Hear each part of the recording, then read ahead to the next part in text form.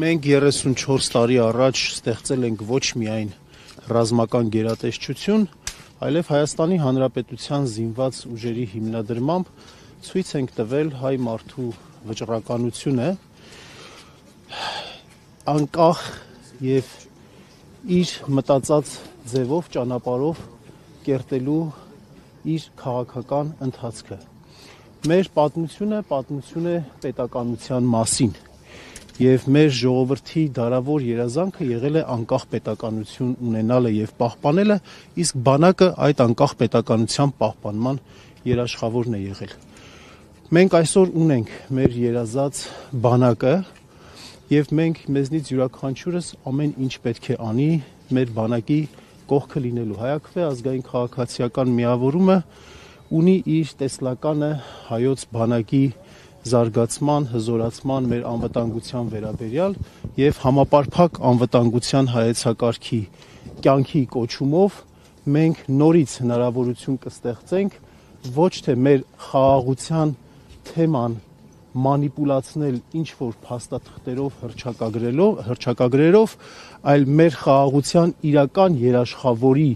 դիրք վերադարձնել հայոց ազգային բանակին։ Իսկ ինչ վերաբերում է հունվարի 27-ը հայրենիքի համար, պաշտպանության համար զոհված բոլոր հայրենիների հիշատակի օր վերածելու որոշմանը, պետք է նշեմ հետևյալը, որ դա չի եղել հանրային պահանջ, երբեք ոչ մի վրդովմունք մեր հանրության հասարակության կողմից չի եղել առ այն, որ հունվարի 28-ին պաշտոնյաները եւ քաղաքացիները այցելում են Եռաբլուր, իսկ այնուհետև նշում են տոնակատարությամբ են նշում, դրա հետ կապված ոչ մի դժգոհություն կամ վրդովմունք չի եղել։ Եվ Եռաբլուր այցելելը, հարգանքի տուրք մատուցելը եւ տոնակատարություն իրականացնելը, այդ երկու հանգամանքը համադրելը մեր մշակույթին բնորոշ է եղել եւ ոչ մի անգամ նման խնդիր չի եղել։ Սա ոչ թե հանրային պահանջ էր, այլ քաղաքական, կուսակցական նպատակներ ունեցող որոշում էր, որը կապված է հայոց ազգային ինքնության ինժեներիայի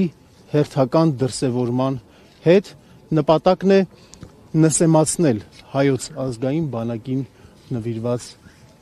օրը եւ այդ տոնը։ Շնորհակալություն։ Երեք Նիկոլ Փաշինյանը եւ Վահագն Խաչատուրյանը, Սուրեն Պապիկյանը, ներքին գործերի նախարարը եկել էին վաղ առավոտյան Եռաբլուր, սակայն զոհվածների հարազատներին չեն մոտեցել, Արցախի կանչը հուշակոտ հողի մոտ ծաղիկներ չեն խոնարհել։ Ձեր կարծիքով ի՞նչն է պատճառը, երբ նման օր են հայտարարում, սակայն անգամ ծնողներին չեն մոտենում։ Որովհետև նրանք հասկանում են, որ բարոյական ոչ մի աղերս առնչություն չունեն այն խորհրդի հետ,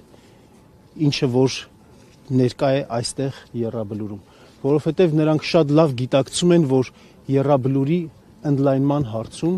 իրենք կրում են անմիջական պատասխանատվություն եւ իրենք խուսափում են ճակերտյալ սյուրպրիզներից մոտենալով մեր նահատակների ծնողներին, որովհետև հասկանում են կամ գիտակցում են, թե ինչ խոսք կարող են նրանց ասել։ Շնորհակալություն ձեզ նույնպես եւ եւս մեկ անգամ։ 24 նյութերի հարգելի հետևորդներ, մենք զրուցում էինք